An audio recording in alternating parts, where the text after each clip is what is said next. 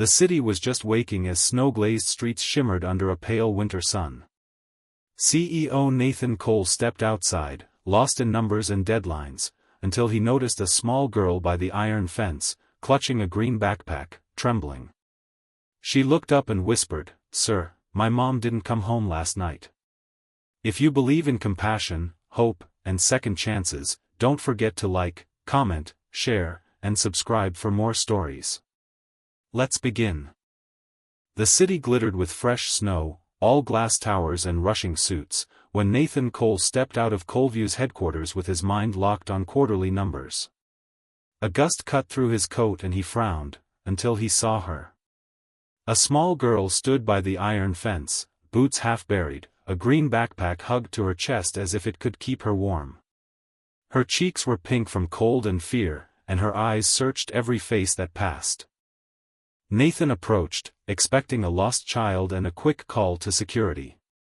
But when she looked up, her voice barely carried. "Sir, my mom didn't come home." Her name was Emily Parker. Her mother, Rachel, worked late at a bakery and delivered pastries to offices, sometimes to this very building.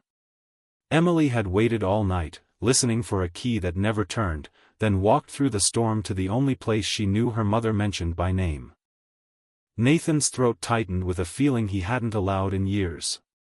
He guided Emily into the lobby, wrapped a blanket around her shoulders, and placed a warm cup in her hands.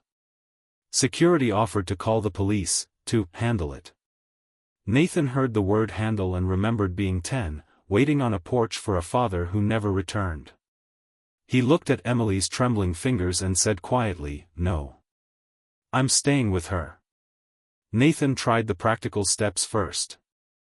His assistant pulled up Rachel's delivery schedule.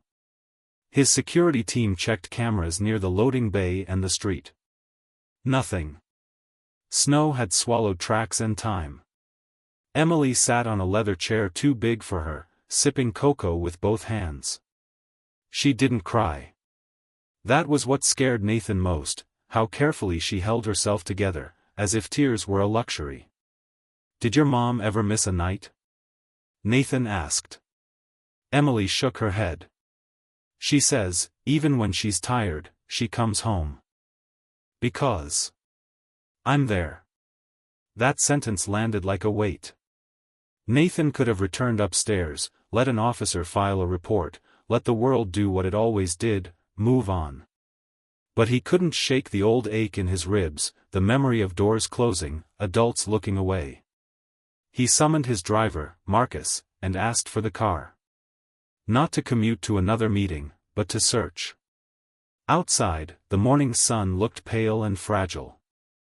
Nathan lifted Emily into the back seat, buckled her carefully, and promised, "We'll find her. I won't stop until we do." Marcus glanced at Nathan in the mirror, surprised, maybe even proud, and drove into the snow-slowed city. They started where Rachel worked, a small bakery tucked between shuttered shops. Flour dust clung to the windows like frost. The owner recognized Emily at once and blanched when he heard Rachel hadn't come home. "She left with boxes after closing," he said. "Storm was getting worse. I offered her a ride. She said she'd manage." From there, they asked street vendors, a bus driver, a pharmacist. Each answer was the same, a shrug, "No, sorry," a hurried glance back to their own lives. Hours passed. Emily's eyelids drooped, but she refused to sleep. She watched every sidewalk, every doorway. Nathan gave her his scarf and pretended not to notice how small her shoulders were beneath it. The search pulled them away from bright storefronts into quieter streets where snow was shoveled into dirty piles and the wind seemed sharper. Nathan's polished shoes crunched over ice as he stepped out to speak with people who had learned not to trust men in expensive coats. At the edge of an old industrial district, they found a man warming his hands over a tin can fire. His beard was frosted, his eyes alert. Nathan showed him a photo from Emily's backpack, Rachel smiling, flour on her cheek. The man studied it and nodded. "Saw her. Slipped hard near the bridge. Two folks helped her up, but she couldn't put weight on her leg. They took her to the community shelter on Bracken Street. Hope struck like sudden heat.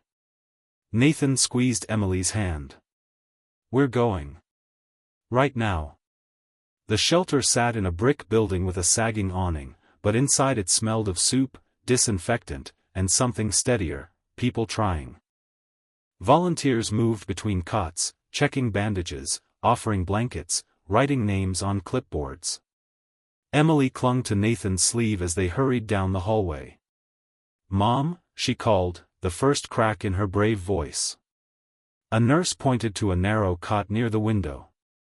Rachel Parker lay there with her leg wrapped and her hands bruised. Her hair was messy, face pale with exhaustion. But when she heard Emily, her eyes opened wide, then filled with life. Emily ran, and Rachel pushed herself up despite the pain, gathering her daughter into her arms as if holding her could stitch the world back together. Emily's sobs finally came, hot against Rachel's shoulder. "I tried to get home," Rachel whispered. "I couldn't walk. My phone," she swallowed, shame and relief mixing. "I'm so sorry."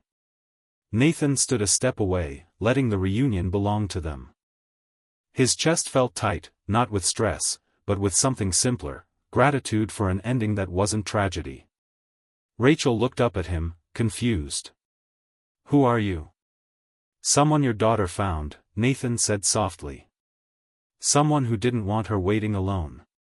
Nathan spoke with the shelter director in a back office that held more donated coats than furniture. He arranged a doctor, paid for X-rays and medication, and left his card with no title on it, just a number.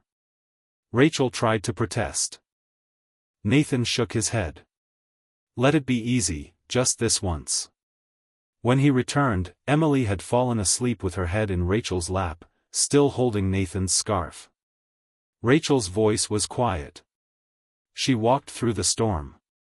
For me." "She's brave," Nathan replied. "Braver than most adults I know." Outside, the sun finally gained strength, and water began to bead along the edges of the sidewalk where the snow thinned. Nathan stepped into the daylight and felt something in him thaw with it. For years, he had chased control, believing success could silence old pain. But a child's courage had pulled him back into the world he'd stopped seeing. He looked at the shelter door, at the people moving inside, and understood a truth that didn't fit in a spreadsheet: power meant nothing if it didn't reach someone cold and frightened. As Nathan walked toward his car, he didn't feel like a CEO returning to work. He felt like a human being returning to himself. Thanks for being here. Like and subscribe to keep more unforgettable stories coming.